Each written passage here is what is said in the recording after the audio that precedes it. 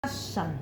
嗱，標準不順咧，先寫左邊嗰個剔剔，然後咧第二筆寫個豎，第三筆寫右邊個撇撇，第四筆寫橫。啊，標準係咁嚇。包括我哋學寫示範學寫普通寫鉛筆都係咁寫啊嘛個順序。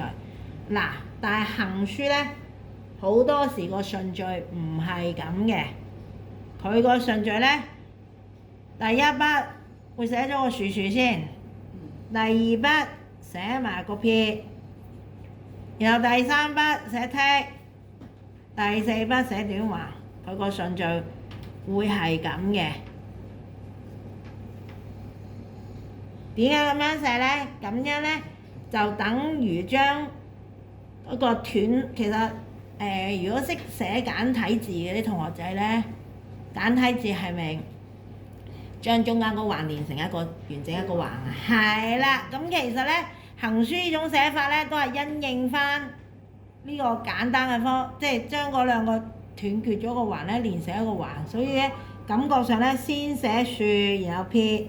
然後再連嗰兩橫咧會順手啲嘅，甚至乎嗰邊有啲書法家咧將右邊嗰個唔係寫個橫嘅，寫個點都有嘅。好嗱，咁啊記啊停啊，好咁。